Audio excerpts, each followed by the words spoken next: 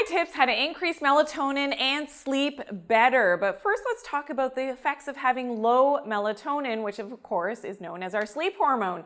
So if you're that person who can't sleep, and this has a lot to do with your melatonin secretion as well as your cortisol levels throughout the day. So in the daytime, of course, we have that spike of our cortisol, and at nighttime as we're sleeping, we're supposed to have that steady increase of our melatonin. Now what happens, unfortunately, and my tips are going to share how to actually fix this cycling, because often if you've got that low melatonin, you're not able to either get to sleep or you can't stay asleep. So you're waking up and those thoughts are ruminating and it's driving you nuts. Now, another effect of having low melatonin could be that dreaded weight gain. So of course, getting that restful night's sleep is when your metabolism is more activated, because this is when your thyroid is more active. And if you have disrupted sleep and you're not secreting your proper melatonin, this also goes hand in hand with your leptin signaling. And of course, if you've got that leptin resistance, something that I talk about in other videos, you won't be able to effectively burn off that extra body fat because your brain is getting that signal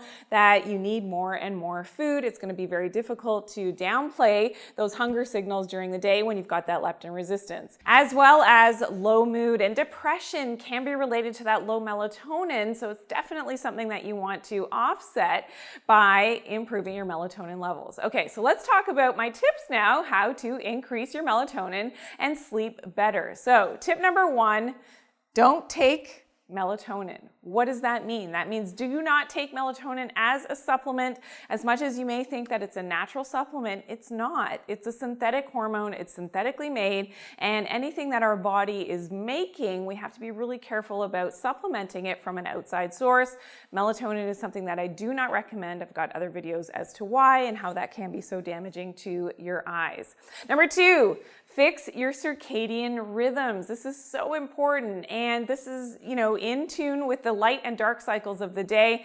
Fixing your circadian rhythms is going to be something that is super important to have your own natural melatonin secretion, and you can achieve that in a short amount of time if you follow my tips, which I have more coming up. Okay, tip number three, no screens after dark. So this offsets your circadian rhythms, and as the sun is setting, of course, this is an important time as it's getting more dark. It's sending those proper signals to your brain for that melatonin secretion to be released as you are sleeping.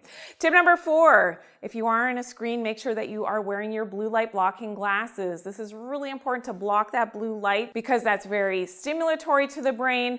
You also want to see that early morning sunlight because this is when your body actually starts to manufacture your melatonin for that release later at nighttime when you're sleeping. And you want to get grounded first thing in the morning, bringing those electrons from the earth into your body, really important for your circadian rhythms, but also for that melatonin. And tip number five, stop eating at least 4 hours before bed. You only release your melatonin properly when you're in a fasted state. So you want to leave at least 4 hours of having in that empty stomach before going to bed to really help with your melatonin and to help with your sleep. Now, for more information about what that leptin resistance is all about and how to reverse it, please check out my video, 9 Tips to Reverse Leptin Resistance. I'll see you there.